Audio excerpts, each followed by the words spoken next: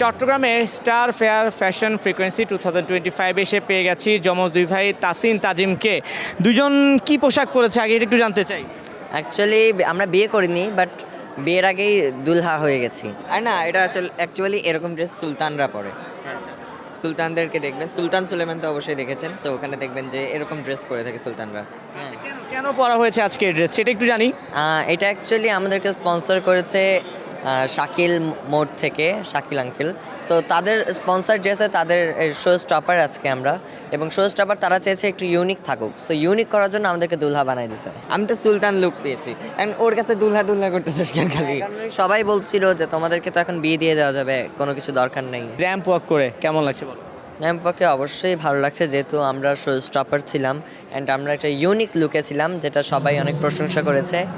তো খুবই ভালো লাগছে। সেম কোশ্চেন টু ইউ, তোমার কেমন লেগেছে? আমি না এত মানুষের ভিড় ছিল দেখতে পাইনি, চেষ্টা করেছি অনেক দেখার, কিন্তু তোমার আম্মুই তোমাদের ভিডিও করায় খুব ব্যস্ত ছিল, দ্যাটস আমার পক্ষে দেখা সম্ভব হয়নি। ঠিক আছে, ওকে ব্যস্ত ছিল। ঠিক আছে, কিন্তু এই যে নতুন একটা কাজ করা হলো এই ধরনের, আচ্ছা আমি যদি বলি যে অভিনয়, তারপরে সেই র্যাম্পে হাঁটা, বিজ্ঞাপনে অফিসিতে কাজ করা, এই কাজগুলোর মধ্যে কোন কাজগুলা কঠিন মনে হয়? কঠিন মনে হয় এক হচ্ছে সিরিজের কাজ।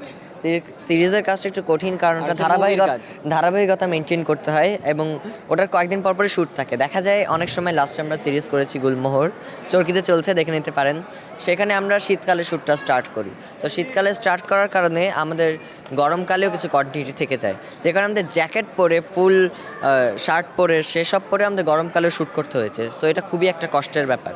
আবার মুভিতেও অনেক সময় এরকম হয়, বাট তাড়াতাড়ি শেষ করে ফেলে, বাট সিরিজটা কষ্টের। সামনে আপকামিং কি কাজ আসছে? দুজনে তো আলাদা আলাদা কাজ আছে তাই না? মোস্টলি তো সিমিলার, হ্যাঁ। সামনে আমার মোস্টলি অ্যাড আসছে সামনে, যেখানে আমি এসএসসির স্টুডেন্টের হিসেবে কাজ করেছি। কিন্তু তুমি কি এসএসসি আদৌ পড়ো? আমি এইটে। হ্যাঁ, ক্লাস 8 একটা ছেলে এসএসসি ক্যান্ডিডেট হয়ে যাচ্ছে। শ্যুট তো শ্যুটই, অ্যাক্টিং তো অ্যাক্টিংই।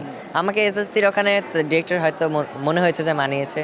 তারপর সামনে আর অ্যাডভার্টাইজমেন্ট আছে, নাটক আসছে, ইনশাল্লাহ সামনে মুভিটা সারপ্রাইজই থাকুক।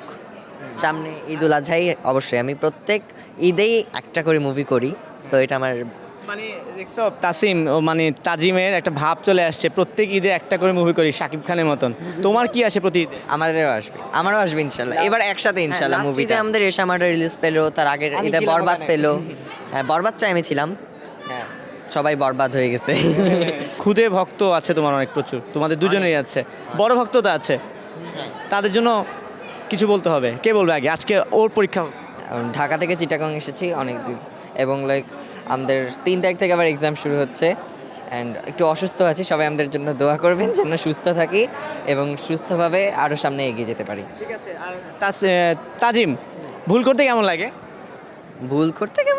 হ্যাঁ, মানে পরীক্ষায় ভুল, কিংবা অভিনয়ে ভুল, কিংবা র্যাম্পে হাঁটতে ভুল হলে কেমন লাগে? একটু তো সরি ফিল হয় যে আমার কারণে জিনিসটা কিছুটা নষ্ট হয়ে গেছে, বাট পরে নিজেকে শুধরে নিই, এটাই ভালো জিনিস। মানে প্রত্যেকটা জিনিস থেকে তো শেখার আছে, সো এটা থেকে ভুল থেকেও শেখা আছে। আজকে কি হাঁটাহাঁটির সময় ভুল করেছিলে? হ্যাঁ, একটু ভুল করেছিলাম। হ্যাঁ। কে বকা দিয়েছে? আম্মু বকা দিয়েছে, কারণ আম্মু বলছিল যে আমাকে তাসিনকে সুন্দর আসছিল, বাট মাঝখানে হুট করে ভুলটা হয়ে কিছুটা ওয়েয়ার্ড সিচুয়েশনে পড়েছি আমরা। মানে হোয়াট এভার, মানে আজকে আমরা ডিরেক্ট এসেছি এখানে, প্র্যাকটিস জাস্ট একবার করেছি, দেন করেছি, নো প্রবলেম। নেক্সট টাইম দেখা যাবে, practice makes the man perfect. Next time থেকে আমরা দেখে নেব।